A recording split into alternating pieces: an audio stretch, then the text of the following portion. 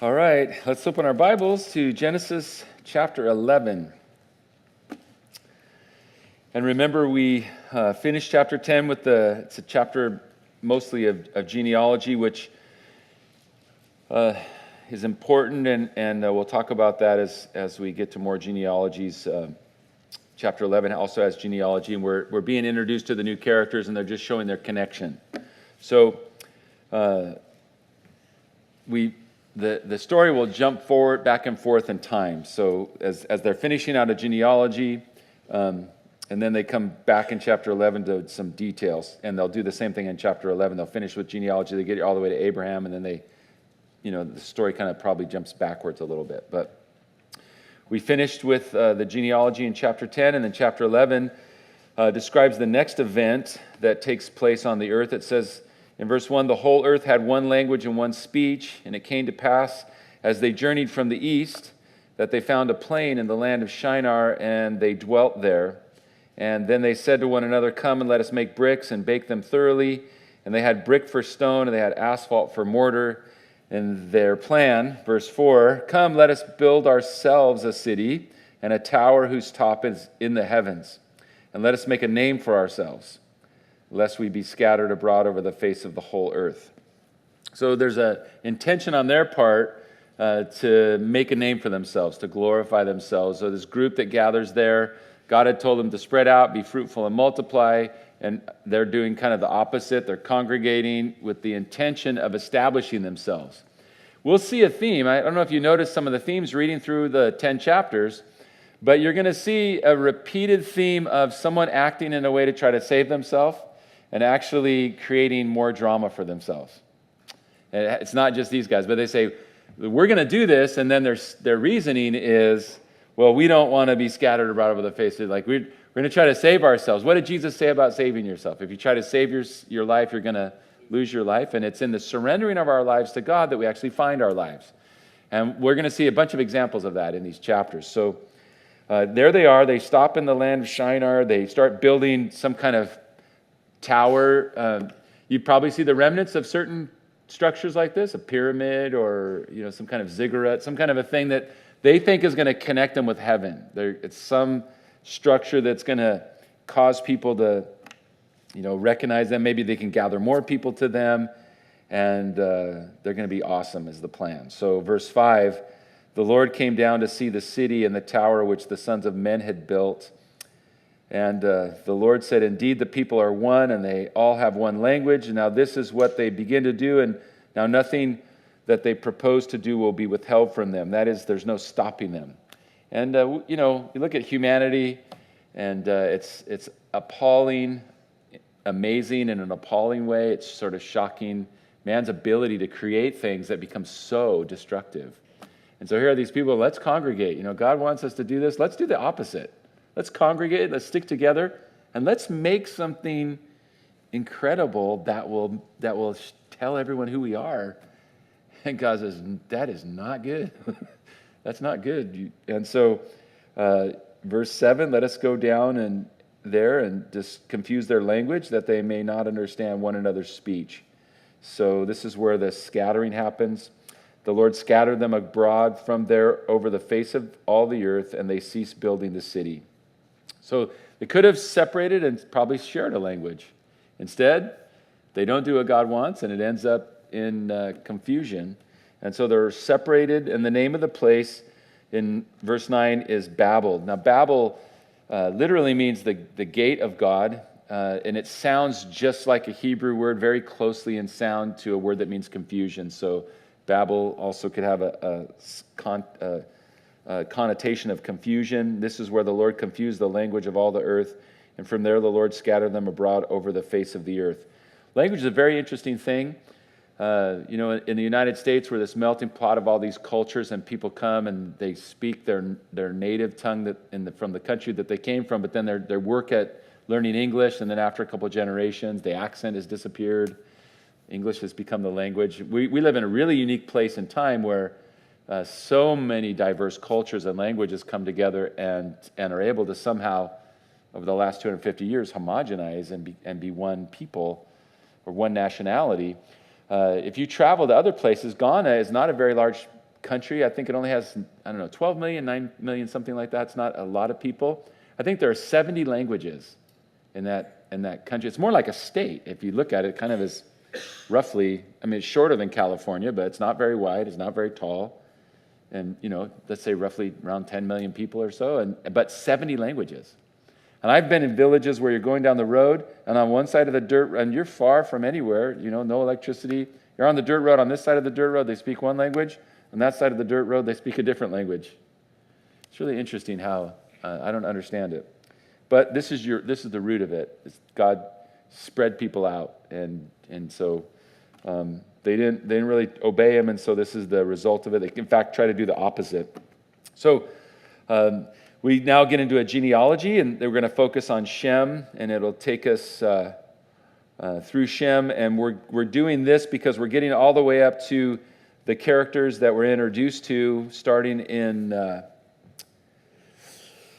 verse 24. Nahor lived 29 years, and he begat Terah, and after he begat Terah, Nahor lived 119 years, and he begat sons and daughters, and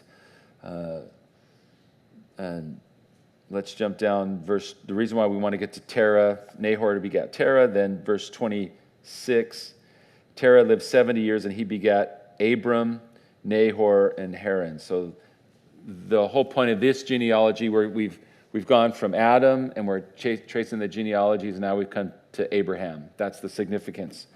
And we're introduced a little bit to the history in the context of this genealogy, that Haran had a son whose name was Lot. And so Lot was the nephew of Abraham. But Haran died before his father Terah in his native land in Ur of the Chaldees. So while they still lived in Ur of the Chaldees, Haran died, Abraham's brother. And so verse 29, Abram and Nahor, they took wives. The name of Abram's wife was Sarai, and the name of Nahor's wife was Milcah, and the daughter of Haran, the father of Milcah, and the father of Iscah. But Sarah was barren, and she didn't have any children. And so Terah took his son Abram and his grandson Lot, and the son of Haran and his granddaughter Sarai, his son Abram's wife, and they went out with them from Ur of the Chaldeans to go to the land of Canaan. Now make note of that. So who all went to the land of Canaan?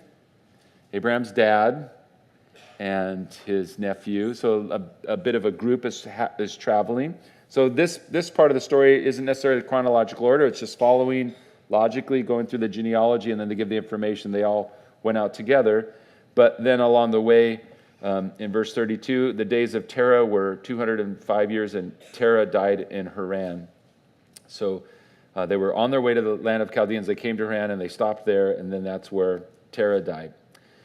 Now we get a different part of the story starting in chapter 12. So this first part is the really significant part. This is the introduction of the call of God upon Abraham's life, the blessing of Abraham. So the Lord spoke to Abraham, and Abram said, get out of your country, from your family, from your father's house, to a land that I will show you, and I will make you a great nation. I will bless you and make your name great, and you will be a blessing. I will bless those who bless you, and I will curse him who curses you, and in you all the families of the earth shall be blessed. So a little background, verse 24. So Abraham departed as the Lord had spoken to him, and Lot went with him.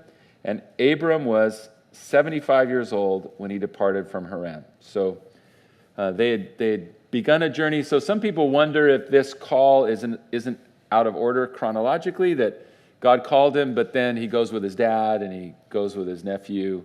And then they stopped in Haran and didn't go all the way, and he stayed there until his dad died. But then once the dad died, then he continued on to pursue the call.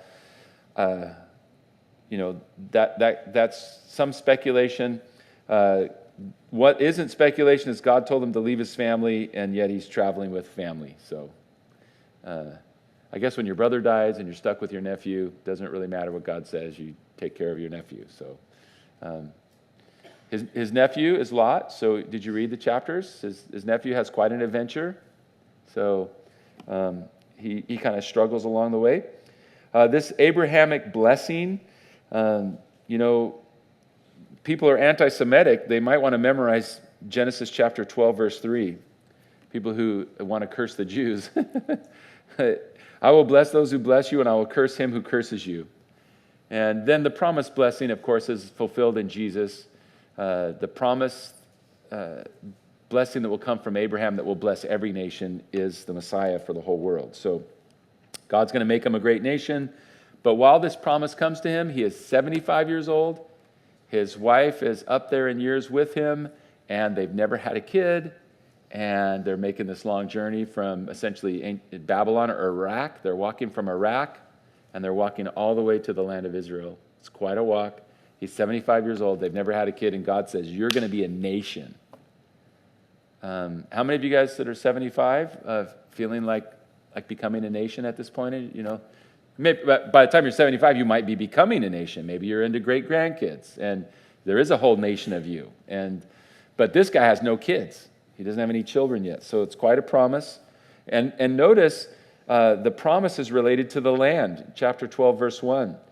Get out of your country, from your family, from your father's house, to a land that I will show you.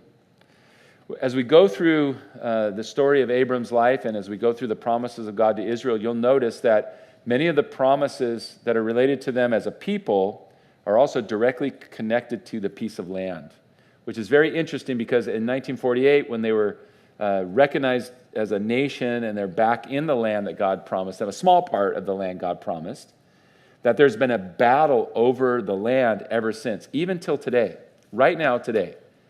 As we're coming next week to the 70th anniversary, I think it's Tuesday, is the 70th anniversary of the establishing of the nation of Israel in 1948, so it's 2018, here we are.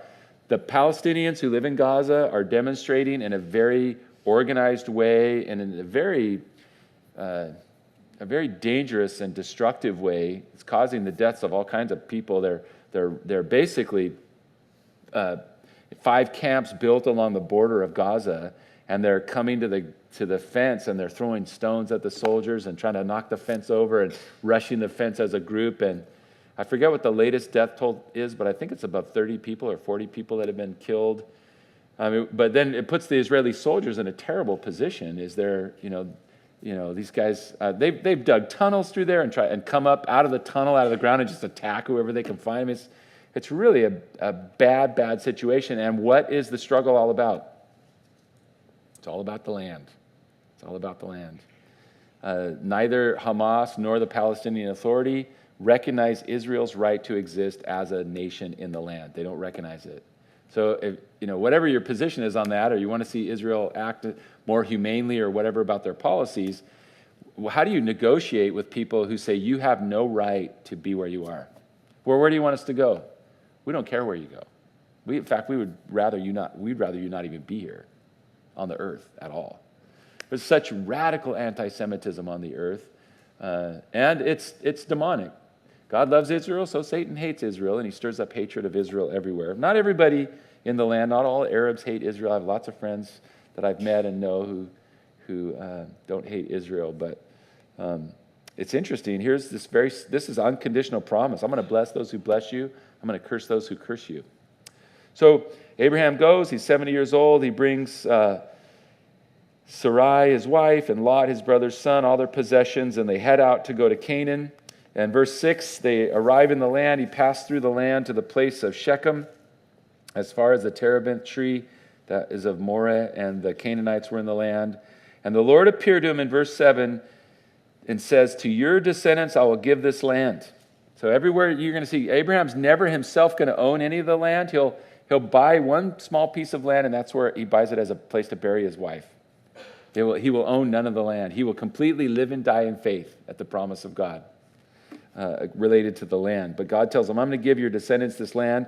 And Abraham's response in verse 7 is he built an altar to the Lord who had appeared to him. So he responds with worship. He moves from there to Bethel, and he pitched his tent near Bethel, and then he moves by Ai, and he built an altar there, and he calls on the name of the Lord. It's interesting watching Abraham move around. Everywhere he goes, he builds altars. He's an altar builder. He's a worshiper. And that's the focus of his life.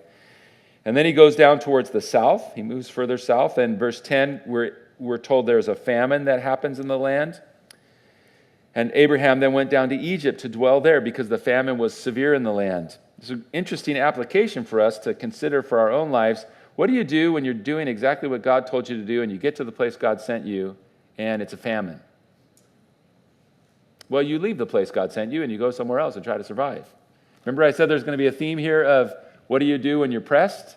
We saw the people making the Tower of Babel, and they say, listen, we don't want this to happen, so we're going to do this. And Abraham, well, we're in trouble. Well, what do you do if you're right where God told you to go and you're in great difficulty? What do you do? Do you escape? Do you run away from that? What's the answer when we go where God told us to go and then there's a famine? These are hard questions. It's hard to live through. You don't want to blame him, but you go through it yourself. You're doing what God told you to do, and then it doesn't go the way you wanted it to go. So what are you going to do? We're not going to run away from it. Ideally, what you would do is say, all right, Lord, what do you want to do? There's no food. You sent us here where there's, have you lost your mind? I mean, you have a conversation with God about it. You argue with him about it. You complain about it. You hear what he wants to do. But every time, this is an introduction to another thing that we'll see spread throughout Israel's history. Is it ever good when Abraham or his descendants go to Egypt? We will see them go to Egypt. Even Jesus goes to Egypt, right? His parents take him to Egypt. He's identifying with his people. And out of Egypt I've called my son. So this is going to be an introduction of a struggle that they'll have. Things are happening. So what are we going to do? So then we have this part of the story. They go down, they're heading to Egypt, and so Abraham says, look, honey, I know you're 70, but you're hot. That's my translation of verse 11. Indeed, I know that you're a woman of beautiful countenance. It therefore will happen when the Egyptians see you. They're going to say, this is his wife, and they're going to kill me. And they'll let you live. And verse 13, this is not what you ever want to do, husbands. Verse 13 says, please say that you're my sister. Notice this phrase, that it may be well with me for your sake. You can just underline that, put in your margin, don't ever do this. If you're unmarried and you ever get married, memorize that phrase. Don't ever do it. For a man to look at his wife and say, this is where you take one for the team so that it goes good for me. Limit the times that you say that. Your wife is going to have a heart to serve you. She's going to love you. She's going to want to sacrifice for you. She's going to do that out of the goodness of her heart. But don't be a man that looks at his wife and says, hey, honey, look, yet another time for you to do something for me so that nothing bad happens to me. Now, something bad may happen to you. You probably get taken into a dude's harem, but it's going to be good for me. So good luck.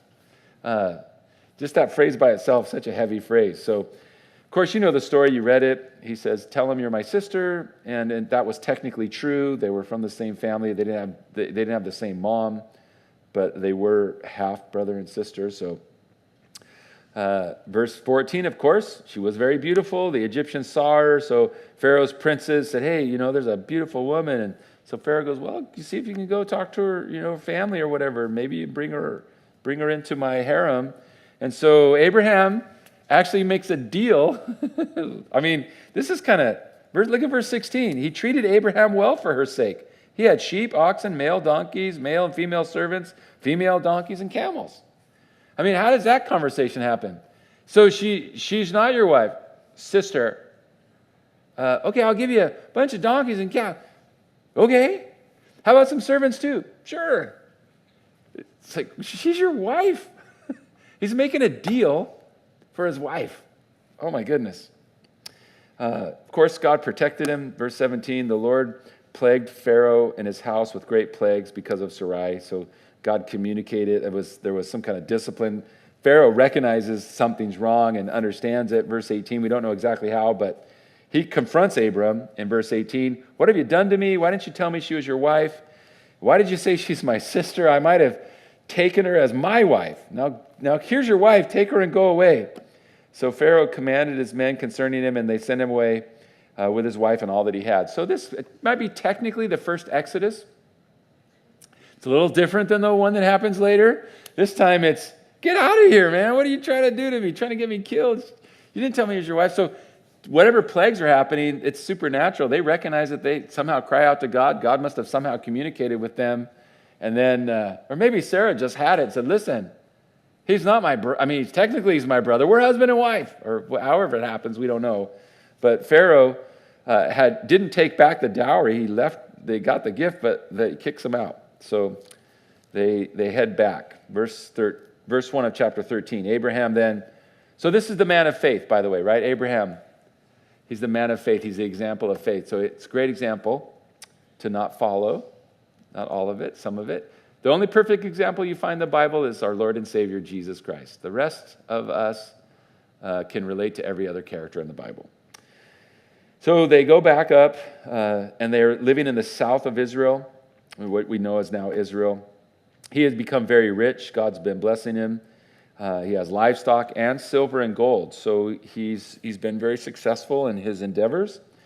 He goes on his journey, and he heads up to Bethel, to where his tent had been at the beginning, between Bethel and Ai, to where he had made that altar and where he had called on the name of the Lord. And then we have this next part of the story, which will lead us into several of these events coming. There's a problem between Abraham and Lot. They've been prospering materially, and their herds are growing, and all their endeavors are growing, and the place where they're trying to both coexist is not enough. There's not enough pasture land and all of that. So they couldn't dwell together. Look at verse 7. It says there was strife between the herdsmen of Abraham's livestock and the herdsmen of Lot's livestock, and the Canaanites and the Perizzites were, I always do that on accident purpose. They were dwelling in the land. So I want you to think about this before we read the next verse. Abraham has been taking care of his nephew. The blessing of Abraham is coming upon the nephew. You're the nephew. Starting to be problems. You're not able to fit. What do you do if you're the nephew? What position do you take, and what's the course of action? All of a sudden your guys come in and they go, man, we're trying to water our things, and Abraham's guys coming in, and there's not enough stuff for us. Well, what did you let Abraham's guys go? I mean, what do you do if you're the nephew? What's the order? Right? It's pretty simple. Lot should be saying, hey guys, knock it off. Let them go first. We'll find another way to do it. Or go to approach his uncle and say, Uncle, I have been so blessed being with you. You're this guy God's called. I get the benefit of being around that. How about I don't have any livestock and I just be part of your family, part of your blessing, just serving the Lord with you?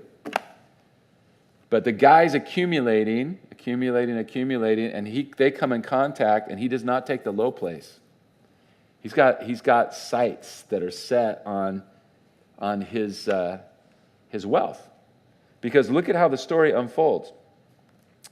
Abraham, verse 8, comes and says to Lot, please let there be no strife between you and me, between my herdsmen and your herdsmen. We're brethren. Is not the whole land before you? Please separate from me. If you take the left, then I will go to the right. If you go to the right, then I will go to the left. What do you say if your uncle says that to you? You say, oh, come on, Uncle Abraham. There's no way that we can do it like this. All the land, God promised you the land. I don't have any promises from God about this land. It's all yours. You tell me where you want me to go. I mean, you pick it. You just decide. I'll submit to you. I'll just surrender, right? I mean, biblically, in the New Testament context, hey, don't seek great things for yourself. I mean, Lot has we're going to see Lot in the stages of backsliding, to the point where he loses his wife, he loses his sons, and a gross and creepy thing happens with his daughters. I mean, the guy ends up in a really terrible situation. But I want you to see how it starts. Where does it start? The guy is interested in something, even to the point where common courtesy, or what would be a logical place that would be obvious for him to take, it's not obvious to him. Verse 10, here's the first step of backsliding. He lifted up his eyes and he looked. The lust of the flesh, the lust of the eyes, and the pride of life. He looks up, he says, where do you want to go? And he looks around and he said, I want to go down there.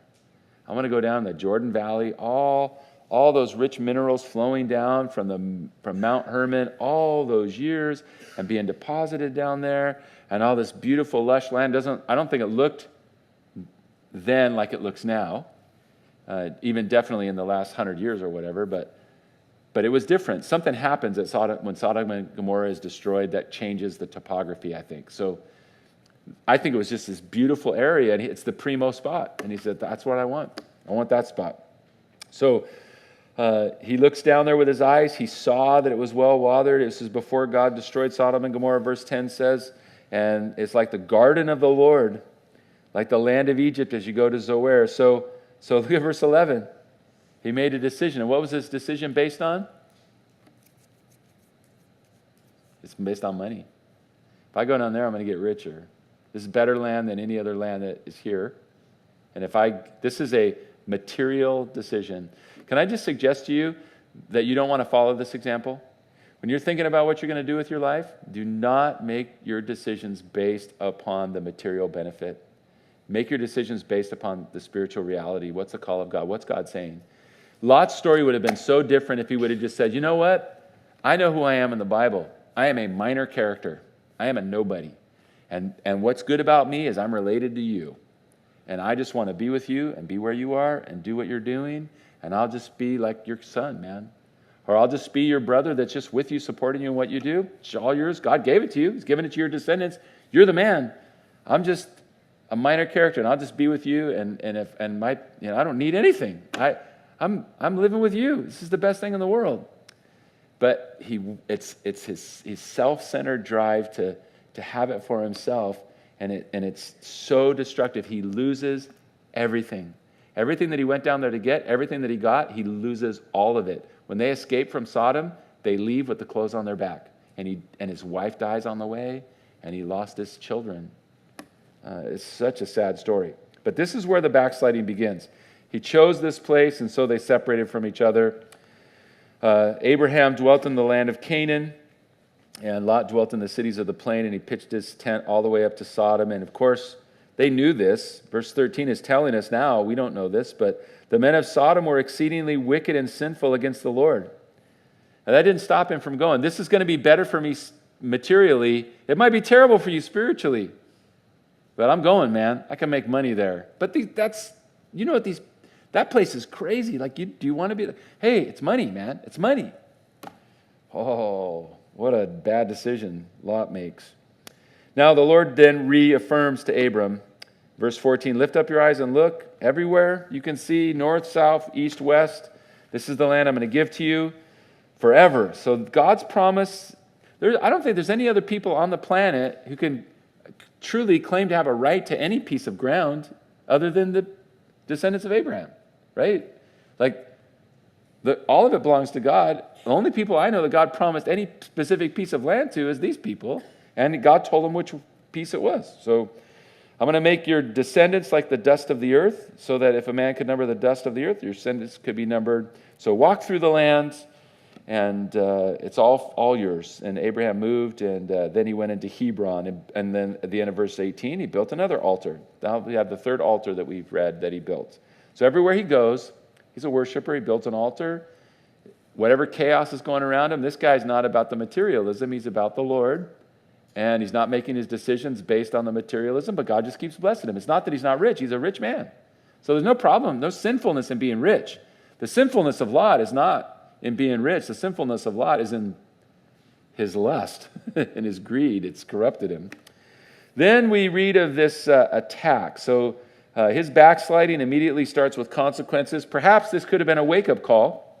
He's down there with these crazy guys, and there's a bunch of kings that are named there. I'm probably mispronouncing all of them, and some of them I actually have a hard time not mispronouncing them, like Cheeto Man, Keto Laomer. I always say Cheeto Lamo. I mean, all these guys, they join together. There's a thing going on where this one guy's big stuff. He's getting taxes. These kings here, they decide they don't want to pay the taxes anymore. There's a kind of a revolt. Can you imagine living in a country that's formed by having a tax revolt? Wait, sorry. And this battle happened on the 4th of July. No, just kidding. So they were serving him for 12 years, verse 4 said. In the 13th year, they rebelled. And so this guy gathered his pals. They all go and attack him. And they gathered to battle. Verse 8 says the king of Sodom, the king of Gomorrah, some of these other guys that are in that valley. And they gather to fight them. It's 4 kings against 5, verse 9 says. It's in this area called Siddim, which is filled with asphalt pits. And The kings of Sodom and Gomorrah fled, though. As the battle happens, they lose. And some fell there, and the remainder fled to the mountains. And so, verse 11, they took all the goods of Sodom and Gomorrah and all their provisions, and they went their way. And they also took Lot, which was their mistake. So these guys win, they take all the spoils and everything, and they head back to their places. But Lot, who was living there, he's taken also. Verse 13, someone escaped. And notice it says, and they told Abram the Hebrew. This is the first time we have the word Hebrew. There's an interesting historical background on that. I don't know how accurate it is, but Hebrew may not necessarily only refer to Jewish people. There's some historical evidence that there's another word that it's a sound-like word, and there was a people group, and Abraham is kind of part of that people group, even though his people become the Jewish people. His original identity is with this other group of people called it's something, my Hebrew professor in college talked about this. I don't know if it's accurate, but it's kind of a historical theory about them. So this is the first time we have the word Hebrew. And he hears about this, and so he gets all of the guys that are in his house. Verse 14, he has a big tent. He's a wealthy man, and he's been very successful because he has 318 trained servants in his house. That's a big household. So he hears about Lot. The guy runs and says, man, this thing happened, and they got Lot. And so Abraham says, guys, get your weapons, get whatever you got. We're going to go get him. Now, this is interesting. They went a long ways. Verse 15, he divided his forces against them by night. He and his servants attacked them, and they pursued them as far as Hobah, which is north of Damascus. So they chase them, they catch them, and then they chase them all the way up the Jordan River Valley, and then the valley of Megiddo splits off and goes to the west, and then that valley just keeps going. The road to Damascus, where Saul of Tarsus was going, that valley just turns and kind of opens up and flattens out and goes towards Damascus, and they chase those guys. They strike them, and the guys run, and they just chase them all the way past Damascus. And they get everybody. They bring back everybody. Verse 16, they brought back the goods and the people. And then what is interesting here is because verse 17, the king of Sodom then goes out to meet him at the valley of Sheba. So that guy fled, his people were taken, and he probably got some news. Someone maybe ran back to let these guys know. So he's on his way to meet the king of Sodom's coming to meet Abram as Abram's coming back, and God steps in. This is one of my favorite passages of Scripture because Abram is going to have to deal with the king of Sodom because he's got the goods, and before Abraham gets a chance to meet the king of Sodom, someone else meets him. This is so awesome about God, isn't it? Doesn't he do this for us all the time? So king of Sodom's coming, Abram's coming, you think, oh, this is not probably good. And then verse 18. Then it says Melchizedek, out of nowhere. We don't have any idea who this person is. Melchizedek, which literally means king of righteousness. And then he's called the king of Salem, which is the king of peace. So Melchizedek, king of peace, brought out bread and wine. He was priest of God Most High. He blessed him, and he said, blessed be Abram of God Most High, possessor of heaven and earth, and blessed be God Most High, who has delivered your enemies into your hand. And then Abram gave him a tithe of everything. There's an extensive teaching on this in Hebrews chapter 7. Melchizedek is mentioned again later in the Psalms in a prophetic word. So this little section right here is all we know about Melchizedek. And then in the Psalms, David writes, the Lord has sworn and will not repent. You're a priest forever according to the order of Melchizedek. So Abraham lives about 2000 BC. David lives about 1000 BC. You have two lines about the guy at 2000 BC. At 1000 BC, David prophesies about the Messiah, that the Messiah is a priest like this. The writer of the Hebrews makes a big point about this and says, listen, Levi, the priesthood, is in the loins of Abraham when he pays tithes to Melchizedek. Therefore, this priesthood is before the priesthood of Aaron, before the law, and it's a superior one because the lesser is always blessed by the greater, and Abraham paying tithes is as though Levi is paying tithes. So Melchizedek is above it. So it's a priesthood without beginning, without end, without genealogy. There he is. His name is King of Righteousness, King of Peace, and he brings out bread and wine. Do you know the King of Righteousness? The King of Peace? And does he give you bread and wine? You say, I know who this is. I'm not a genius, but I can figure out who this person is. So a lot of people wonder, or speculate, perhaps this is an appearance of Jesus manifesting himself and ministering to Abram. What I think is really interesting is the king of Sodom is coming, probably to say, hey, bud, thanks, let's cooperate. And before it happens, communion with God. God meets him. God reorients him. God touches him. Now you're ready to meet the king of Sodom. If you have to go make an appointment with the king of Sodom, spend some time with the king of righteousness and the king of peace and have some bread and wine before you go see the king of Sodom for any business. So, verse 21, the king of Sodom comes, and we'll see how this goes. He says, give me the people, and you can take the goods for yourself.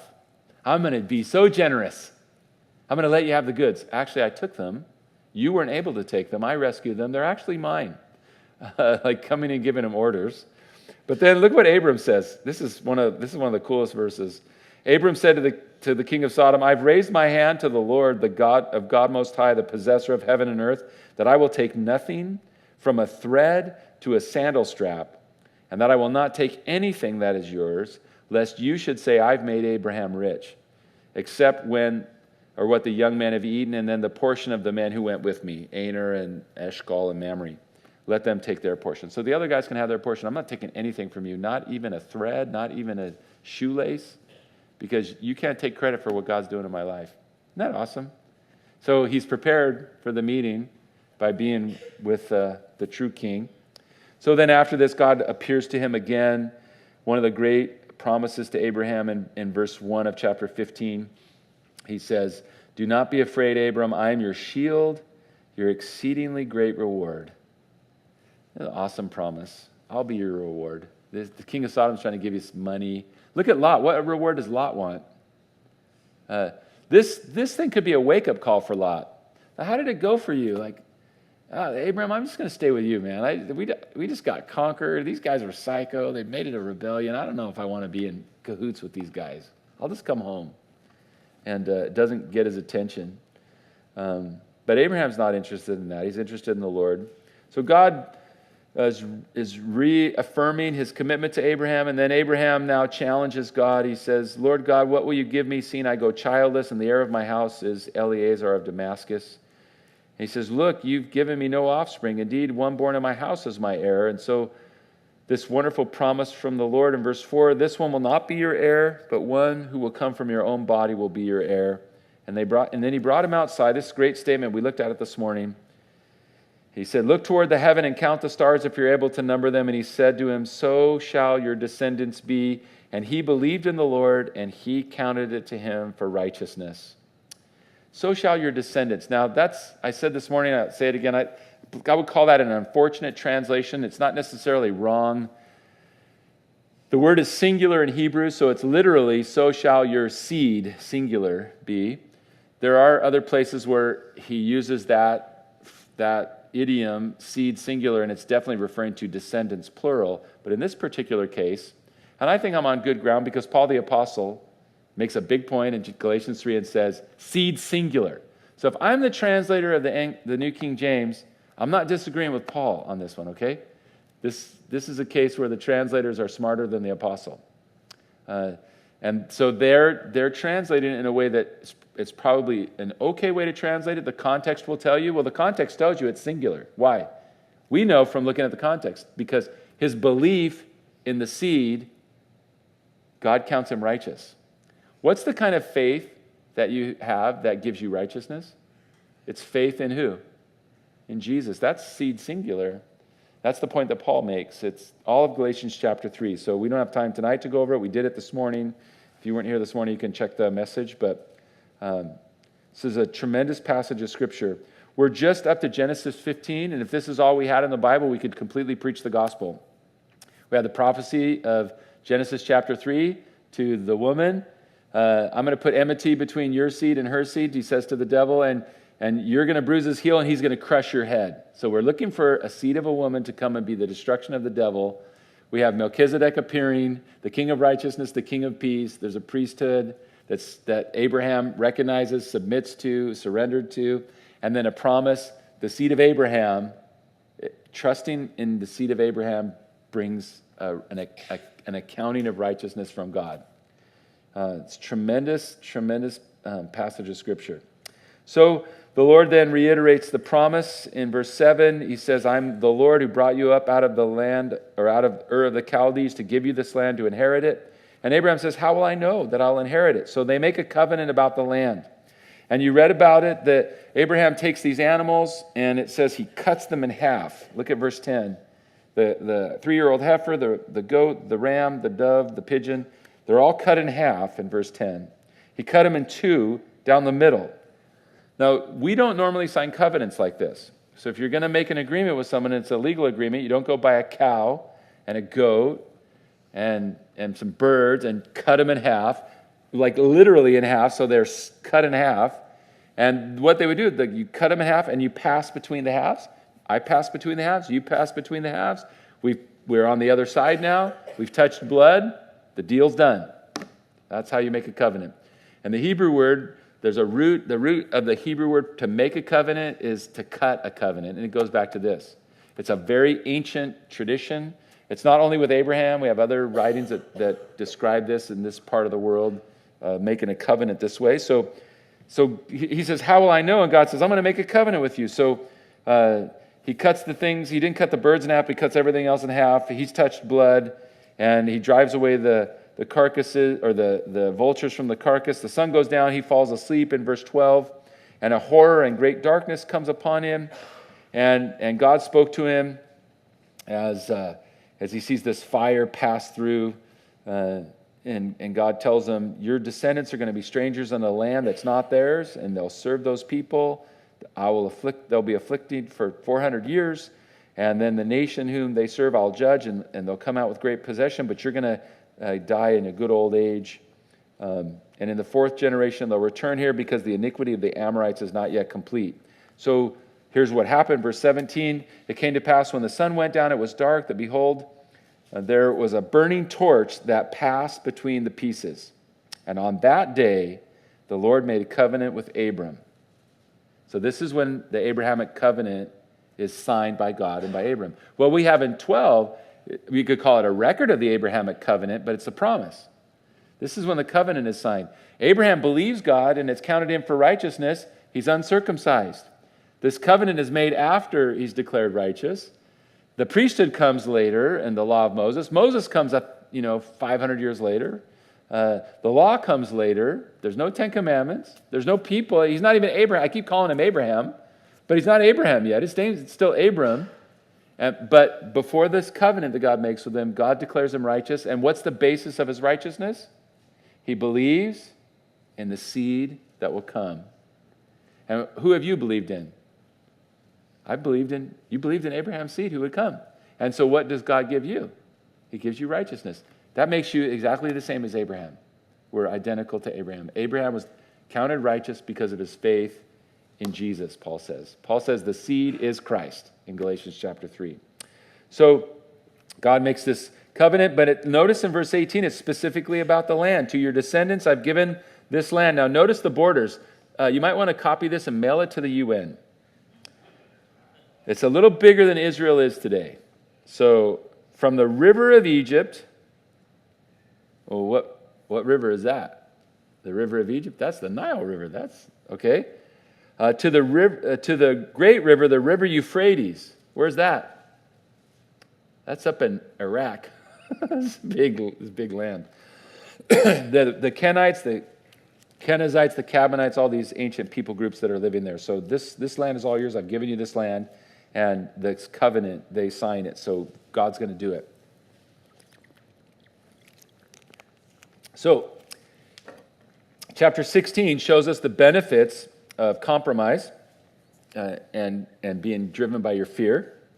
Sarai, Abram's wife, had borne him no children, and she had an Egyptian maidservant whose name was Hagar. Where do you suppose they got an Egyptian maidservant?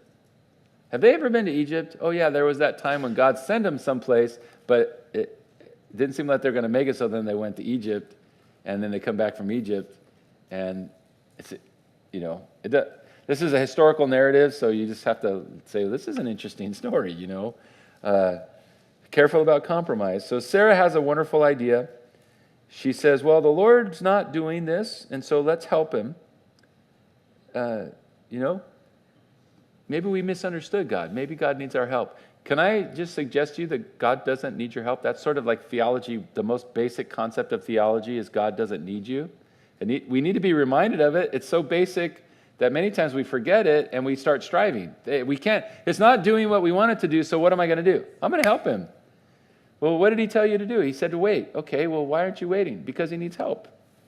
So Sarah has the idea, why don't you get her pregnant? It's kind of be a surrogate, and that'll be like our child of promise. So he goes into Hagar, and she has a baby. She conceives. But verse 4 says, when she saw that she'd conceived, her mistress became despised in her eyes, and then Sarah thinks it's a bad idea. She came to Abram. I'm not commenting on this about marriage. This is not a marriage passage. It would be easy to do and blame our wives, but this I think has a different application. But Sarah says, you should do this. He does it, and then she comes and says, I can't believe you did this. I'm not commenting on that part of it, though. She said, my wrong be upon you. I gave my maid to your embrace, and then when she saw that she conceived, I was despised in her eyes. The Lord judge between you and me. This is a terrible idea. These consequences are not what we wanted to have. So Abram says, well, she's your handmaid, do what you want. And so Sarah started treating her roughly, and so Hagar just left. She ran off.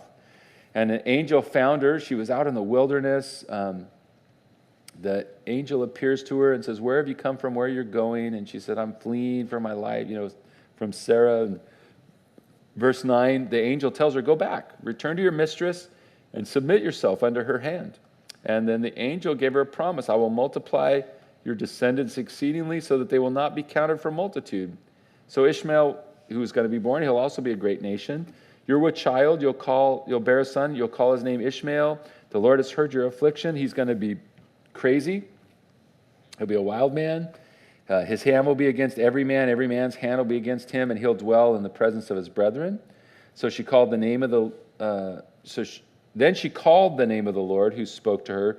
You are the God who sees. He names the place.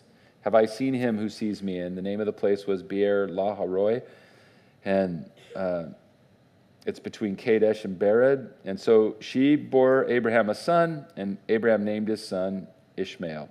Notice verse 16. How old is Abraham now? He's 86 years old. When was he called? How old was he? He's 75. So 11 years into it, 10 years waiting. Okay, we need to help God out. Clearly nothing. We must have misunderstood something.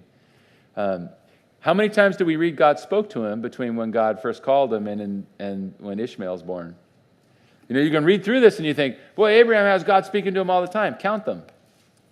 Count them up. It's not a lot. So in 10 years, how many times did we read that God appeared to him and spoke to him and encouraged him? And,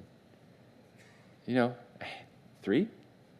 So in 10 years, he has 3-4 visitations and encouragements from God, and they decide at some point to help God out. So if you're waiting on the Lord and he's told you something, and you've waited 10 years, let's just make it 11. And then when it's 11, make it 12. Don't get an Ishmael. I personally think it's debatable who Ishmael's descendants are. Some people claim that they're descended from Abraham. I don't know that they could actually prove that. That's my opinion about it. But I think it's probably safe to say that this hasn't turned out to be a great idea in the long run. We're 4,000 years after the fact, and I'm guessing this is probably wasn't a good idea. So don't help God out. Just do what he said. He can help himself. If you don't like what he's doing, fight him. Have an argument with him. Just have a good old-fashioned, tell him what you think, and then he'll tell you what he thinks, and you'll get squared away. But don't take matters into your own hands. There's an old saying, it's a great old saying, out of the frying pan into the paradise. That's what you do. Jump out of the frying pan. It's all, get out of there. No. There's a reason that's an old saying. Out of the frying pan. It's not better out of the frying pan. If you're cooked on one side, roll over. Spray some of the spray on the one side and then just roll back and spray it on that side. Stick with where God called you. So he's 86 now when Ishmael's born. Now, chapter 17, we have, again, God appearing to him. And Abraham is now what age? What happened between, he was 86 and we were in the last chapter, that white spot between the period at the end, the white spot after Abram, period, then chapter 17, it says Abraham is 99, so, sorry, my voice just died. It's the allergies. Did you guys see all that pollen today? I think a lot of it went in my throat. I think some of it's coming out. It might be growing, actually. I think I actually feel like the fig tree it has fruit on it. Wednesday night's Bible study, I think it's growing. It has leaves. So interesting. There's a lot of, they try to help God out, but at 86 years old, and they get Ishmael, and they're living with the consequences. They're not helping God out anymore. You know what's a cure for helping God out? Helping God out. Do you understand what I'm saying? You cannot take me seriously and then keep helping him out. You helping him out will help you not to help him out. Because you'll have Ishmael and you'll go, I'm never helping God out again. I'm going to do what God said, God's way. We'll let God handle it. Don't get in the business of, all right, Lord, we'll do it. You don't seem to be doing it in our timing, so we're going to do it in our own way, in our own time. So now he's 99. When was he first called that we read? 75. How long has he been waiting? 25 years, 24 years he's been waiting. And the Lord appears to him. Did the Lord not appear to him at all between when he was 86 to 99? I don't know. It doesn't say. So he could have. But maybe he didn't. I don't know. But it's interesting, the account, it's a long wait. This is where he becomes an example of faith, right? Abraham believes God and it's counted for righteousness. And then now at 99 years old. So the Lord now comes to him, says, I'm God Almighty, walk before me, be blameless. I'll make my covenant between me and you, and I'll multiply you exceedingly. He fell on his face, and God talked with him. He says, I'm going to be making my covenants with you. You'll be a father of many nations. And he changes his name in verse 5. You're no longer Abram, but your name shall be Abraham, and I've made you the father of many nations. This promise, he doesn't have, he has Ishmael, but he's not talking about Ishmael. I'll make you exceedingly fruitful. I'll make nations of you. Kings will come from you. I'll establish my covenant between you and your descendants to be an everlasting covenant, to be God to you and your descendants after you. So when we were talking about the Jewish people, what a tremendous beginning of this nation, of these tremendous promises from God. That God chose this man out of the whole world and said, I'm going to make a nation out of you, and I'm going to be your God, and I'm going to use you to bless the whole world. What a beautiful, wonderful thing. I'm going to give you this land, so this land of Canaan will be yours as an everlasting possession. And then he says, you keep my covenant. And this is where he gives them the sign of circumcision. This will be the sign of the covenant. So they made the covenant, and then now God's adding this sign of the covenant. How will we have a mark in our bodies that we belong to God for the Jewish people? Every male child, in verse 10, shall be circumcised. You'll be circumcised in the flesh of your foreskin. So at 8 days old, you're going to circumcise every male child who's in your house, whether they're your own children or someone who's living with you. If they're going to be part of the community, they need to be circumcised. If they're uncircumcised, then they're removed from the people. Verse 15, Sarah's name now, Sarai, your wife, will not be called Sarai, but Sarah will be her name. And I'm going to bless her. And remember, the solution was, okay, the promise is for you, Abraham, have a kid, and it'll be like it's ours. Sarah's part of it. It's not just Abraham, it's Abraham and Sarah. Sarah's going to be the one who has the baby. So they're going to come out of, she's going to have mother of nations, kings of people will be from her. In verse 17, look at Abraham's response. Abraham fell on his face and laughed. This is a great promise. God just lays this all out, and Abraham falls on the ground laughing. I wish this was videotaped, or you could just I want to see this on YouTube. How many views would this thing have? Like, this is where Abraham falls down. Like, are you kidding? Lord, like, we're 99 and 89. Like, we ain't spring chickens. What are you talking about, Lord? But look at he laughs, and then he says, shall a child be born to a man who's 100 years old, and shall Sarah, who's 90 years old, bear a child? Like, Lord, have you lost your mind? And then look what he says, verse 18. Let Ishmael live before you. Take our surrogate, take our substitute. We fixed this for you already a long time ago. This guy's the guy. What can we have? And God says, no. Look at verse 19. I didn't make it up. God said, no. End of discussion. No. Sarah, your wife, will bear you a son. You'll call his name Isaac. Which, by the way, Isaac has a root meaning. It means what? Laughter, right? It means, ha-ha, here's your son. This is a great name. What's your kid's name? Well, I was 100 when he was born, so we called him Chuckles. I'm going to call him Isaac is his name. I'm going to establish my covenant with him. He's the one. Ishmael is going to be blessed. I'm going to take care of him. He's going to have 12 princes come from him, and he's going to be a great nation. But, verse 21, my covenant I'm going to establish with Isaac, whom Sarah will bear to you at this set time next year. And he finished talking with Abram, and God went up from Abram. So they all got circumcised. That's the end of the chapter. Abraham was circumcised at what age? 99. The whole family, everybody, all the servants, everybody was circumcised, including Ishmael. So then, chapter 18, we're going to be back with Lot a little bit. So they come to minister to Abraham, and then they give him more information. So Abraham's sitting at the door of his tent in the heat of the day, and he sees these guys, 3 men coming in verse 2 of chapter 18, and there's something unique about them. He runs out, he bows down before them. My Lord, don't pass by. Let me bring you some water and wash your feet, and you can rest yourself here in the shade under the tree. It's the heat of the day. Don't keep walking. Let's rest until it cools down. So we'll get you some food. So he runs to the tent to Sarah. He says, quickly, make some cakes for us. And he runs out and grabs one of the calves from his herd. He gets a young guy and says, hey, prepare this. And so he gets the food in verse 8, butter, milk, and the calf that they prepared, and they bring it out for the guys, and they ate.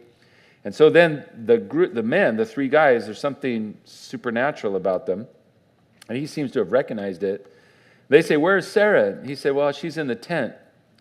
And he said, well, I will return to you according to the time of life. And behold, Sarah, your wife, will have a son. And Sarah was listening at the tent door, which was behind him. So something's going on. They recognize something. So she doesn't want to miss out on the action.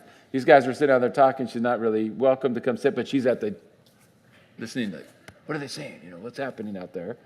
And so the guy says, I'm coming back next year. That woman's going to have a baby.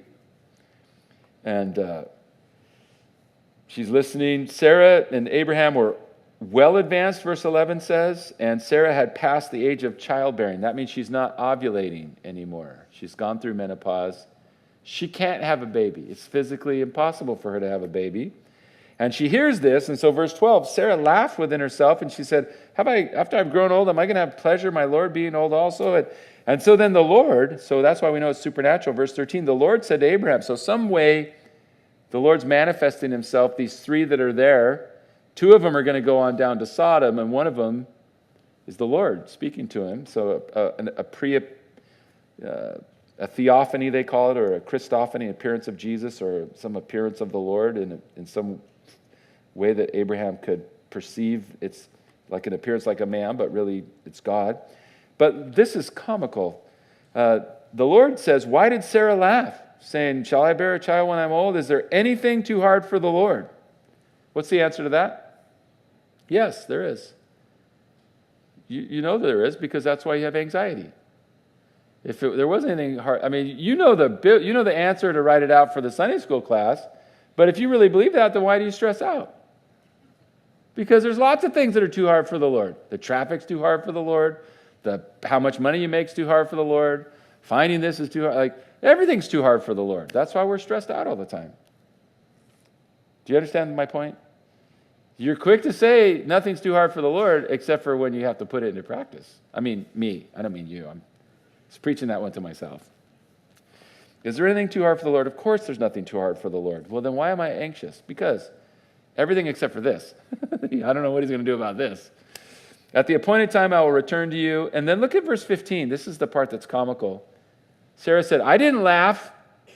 They're outside. She's listening. She's a little bit like I Love Lucy or something. It's like listening. She had a baby like she's like, are you kidding? And he's like, why did Sarah laugh? I didn't laugh. And then this is even more comical. Look at the end of verse 15. The Lord said, no, you did laugh. Man, I wish this was videotape. I wish we had this on. Isn't God awesome? One of the reasons I've always thought the Bible was really the Word of God is if you're making this up to try to make it look awesome so people will buy into it, you'd never tell the story. You'd never have Abraham and Sarah, and they heard and they said, thy will be done. And they gave money. Or, you would be building your thing to control people. You'd never say, they didn't believe it all. They laughed their heads off. And then God said, you're laughing. And they said, I am not laughing. Like, yes, you are. Like, who would say this? But it's very human, isn't it? And God's meeting them where they're at, and they're honest, and the Bible is just so honest. Now, we transition into the next part of the story where God says, shall I hide the thing that I'm about to do from Abraham? And he's going to destroy Sodom. The wickedness of Sodom and Gomorrah has gotten to the point that God said, I'm going to judge them and wipe them out. It's so bad, and he's going to send these guys down there to see about it. And when Abraham, they tell Abraham about it, and so then Abraham says in verse 23, are you going to destroy the righteous with the wicked? He's asking God, are you going to, is there some way that I can intercede? Because Lot lives there, and his children. And you're going to go wipe it all out. Well, my nephew's down there. And so then Abraham says, I hope you read this. Verse 24, Abraham says, well, if there's 50, will you do it? 50 righteous people? And, you don't destroy the righteous with the wicked. And so God said, okay, well, if there's 50 righteous people, I won't destroy it. So then Abraham says in verse 26, what about 45? And God says, okay, for 45, I won't do it. 30, 35, 40. Do I hear 20? Do I hear 20? Do I hear 10? So Abraham keeps interceding, and finally he stops at 10. And he says, if there's 10 righteous people, will you destroy the place? And God said, if I can find 10 righteous people, I won't destroy the place. What happened to Sodom and Gomorrah? Destroyed. There weren't 10 people there that were righteous. The place had gone that far bad. Sodom and Gomorrah are mentioned in the New Testament. Jesus mentions them. They're mentioned as a warning of judgment. We have judgments that have already taken place that are meant to warn us. And if you go to the place where Sodom and Gomorrah was, what they believe it was, where at least what's described here, where it was, it's a devastated area. It's the Dead Sea area. That's where this place was. So uninhabitable, really. Just a desert. You can go down there and harvest the minerals or do different things, but there's no real way to make a living down there, at least especially in these days. So it's just totally wiped out. So the angels head down to Sodom. That takes us to chapter 19. And they get down to Sodom, and they're going to sleep out in the street. Lot meets them. He sees these two visitors come in, and he says, hey, come and stay at my house. I'll host you for the night. And they go, no. Verse 2 says, no, we'll spend the night in the open square. Look at verse 3. He says, no. You can't sleep outside here. It's not safe. He insisted strongly, and he forced them. He turned them into his house and entered the house, and he made a feast for them and gave them unleavened bread, and they were eating. But as they got ready for bed, it says, all the men of Sodom, both old and young, and all the people from every quarter, they surrounded the house. And they said to Lot, where are the men who came to you tonight? Bring them out that we may know them. We saw those guys, bring them out. We're going to rape them. So Lot went outside. It's hard to understand. This is probably some of this is a bit cultural, different than our culture, but also probably some of the degradation that Lot had happened to him and subjected to him. He comes out and says, please don't do this.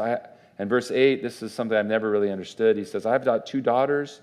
They're virgins. They've never been married.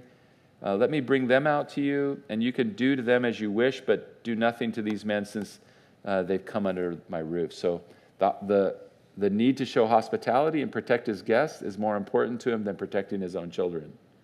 So culturally, that's probably not something that I can understand, but that's his decision. That's what he tries to do. But they don't respond to that. They go, man, we're gonna rape you too. So they're gonna get him. And the angels in verse 10 bring him in, and then they struck the men with blindness, so they couldn't find the door. And look at verse 12. Then these two angels, they say, do you have anyone else here? Do you have any sons-in-law, sons, daughters, whatever you have? We're going to destroy the place. God sent us to destroy it. We have to get you out of here. So do you have any other people here? So Lot says, yeah, I do. So verse 14, Lot went out. He spoke to his sons-in-law who had married his daughters. So he's got 2 daughters who are virgins that are in the house. He's got other daughters. We don't know how many, but it's daughters. And he goes and talks to their husbands, like, we need to get out of here, guys. God's going to judge the place. And they don't listen to him. He's a man who's had no impact on his children. What impacted his children? Sodom. Sodom had a greater impact on his children than the compromised man. That will always be true. You can be a godly man. Abraham's a godly man. He lives around, he's traveling around the area, and influenced by this corruption or whatever. He doesn't have any kids yet, but I mean, when he has Isaac, Isaac follows the Lord. But a compromised man is not going to be able to bring his children to the Lord. And so now we're going to see the results. He chose a material gain. I'm going to live where I can make a lot of money, where it's going to be best for me, lucrative, and the consequences spiritually are devastating. So he can't convince them. They think, into verse 14, they think he's joking. So the men say, listen, we got to get out of here. And look at verse 16. While he lingered, he just won't go. Isn't that weird? I mean, it's such a crazy story. They grab him by the hands, and his wife's hand, and the hands of his daughters. The Lord was merciful to him. They're not really wanting to go. And the guys go, we're out of here. And they grab him, and they just start dragging him out. And they said in verse 17, escape for your life. Don't look behind you or stay anywhere in the plain. Get to the mountains. And then Lot now begs. He's like, look, no. Don't let me, he says, I can't go to the mountains. Some evil is going to get me. Verse 20, this is one of the perfect statements of compromise. Verse 20, see now there's a city right here. It's near enough to flee to. It's a little one. Please let me escape there. Is it not a little one? And my soul will live. Where does he not want to go? I think they can't make a long journey. Here's a little place. It's just a little one. Isn't that how compromise? It's just a little compromise. It's a little one. Do you have any thoughts of where he might go? Have we been reading about another character? He's related to him. He has an uncle, seeks the Lord. Where would be the obvious place to go? Let's go back to Abraham. But it's just, how about if I just go to this little place? And we'll see this has tragic consequences. He's afraid even to go into that city. Well, they escape. They're told to not look back. And as they go, the Lord, verse 24, rains fire and brimstone on Sodom and Gomorrah. And the Lord overthrew those cities. But look at verse 26. His wife looks back behind him, and she became a pillar of salt. I remember the first time I read this, and I thought, man, that's pretty serious. They told her not to look back. Like, what if she bent down her tire shoes and accidentally looked back? I remember thinking to myself, like, I could have done this on accident. When someone's like, hey, Mom, you turn around like, why did she turn into a pillar of salt? She's not just glancing back. It's not she tripped and fell and accidentally looked back. What's she doing? She's looking back going, oh, I loved it there. They'd rather be in Sodom away from Abraham than be with Abraham. I mean, this guy's a picture of compromise and the consequences of it. So he loses his wife. She left her heart there. She's looking back at it. And Abraham could see the smoke rising. He saw that the judgment had come. He knew that the Lord had done it. Now they get up to this little village, Zoar, and they're in the mountains, and they're afraid to go into the city, verse 30 said. So they go into a cave. And then we have this happen. The firstborn says, our father's old, and there's no man on the earth. How did they come up with that conclusion? They have no idea what's happened. They think God blew up everything and destroyed every human being. What could they have possibly done differently so that they would know there are other human beings? Maybe he would have just done what God said, and he would have ended up in a village outside of the valley, and then this gross thing wouldn't have happened. So they say, everybody's dead. The whole world's destroyed. The world's over. We're in the cave. Let's get our dad drunk, verse 32, and we'll have sex with him, that we may preserve the lineage of our father. So they made their father drink wine that night. The firstborn went in and lay with their father, and he didn't know. He was passed out drunk, and he got her pregnant. And then the other sister does it the next night. So verse 36, thus both the daughters of Lot are with child by their father. You just stop right here. How did this story start? Lot's story. The herdsmen, they got too much going on. It's too lucrative. They can't seem to get along. And Abraham says, hey, just choose whatever you want. You go there, I'll go the other way. You pick whatever you want. You have first choice. Well, I'm going down there. And he's going down there with his wealth. He looks, he sees it's awesome. Yeah, it's Sodom. Okay, we'll be fine. And he's by Sodom, then he's in Sodom, and then he's part of Sodom. And he loses everything. The end of his story, his two unmarried daughters are pregnant by him, and he's in a cave. Compromise. We may not always think that, compromise doesn't have to end there, because you can get off the compromise freeway and make a U-turn and go the other direction. If you're on the compromise road, get off and go back the other way, because the road of compromise, it ends somewhere where you do not want to go. You don't want to go to the end of that road. This is one of the people in the Bible that we watch him drive all the way past the point of no return, and you think, oh my goodness.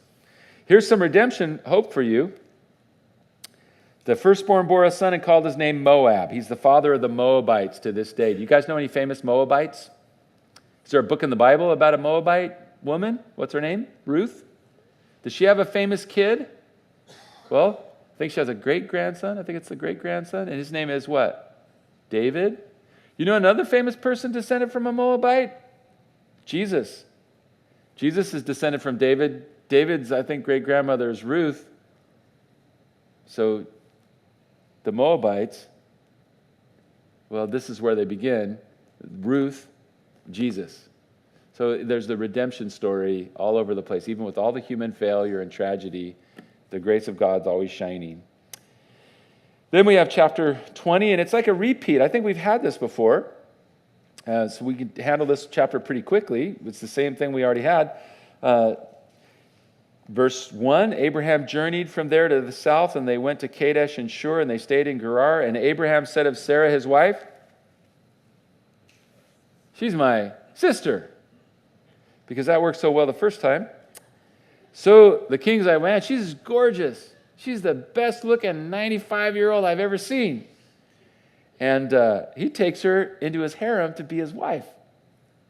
So God came to Abimelech in a dream at night and said, you're a dead man because of the woman you've taken. She's a man's wife.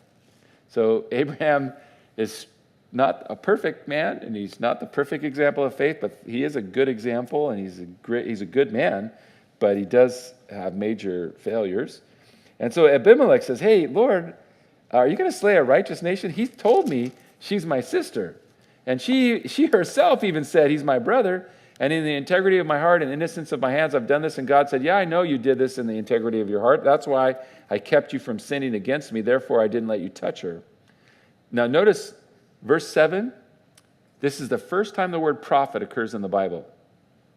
The first person called a prophet in the Bible is in verse 7.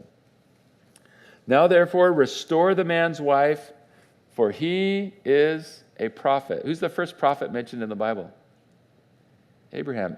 Noah's called by Peter, calls him a preacher of righteousness. Enoch prophesies, it says, in Jude. But the first person actually called a prophet by the Bible is Abraham. I bet you never thought of Abraham as a prophet. Here's an interesting thing about him being called a prophet. What is he told that Abraham the prophet will do? He said, restore the man's wife, he's a prophet, and he will preach an angry message at you. No, he's a prophet, and he will pray for you, and you'll live. The ministry of a prophet is first prayer. Isn't that interesting? The first time the word prophet occurs in the Bible it's connected with a man. He's a prophet. He'll pray for you. And then you'll be healed.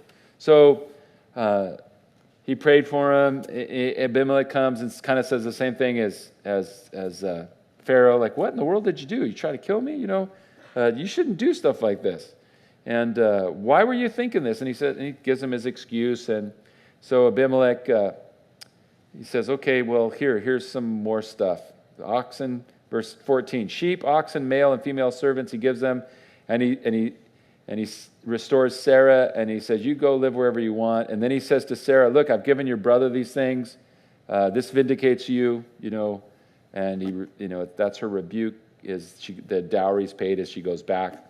And then Abraham prayed to God, and God healed Abimelech and his wife and his servants, and then they bore children because the Lord had closed up their wombs. And that's the end of chapter 20. So the next reading, we're going to get into a lot more action. So hope that you're able to keep up with the reading. This is another great picture of a type of Christ in these next chapters. So Father, help us. Bless your word to our hearts, and help us to be doers of the word, not hearers only.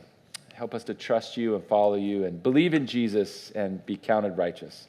We pray these things in Jesus' name.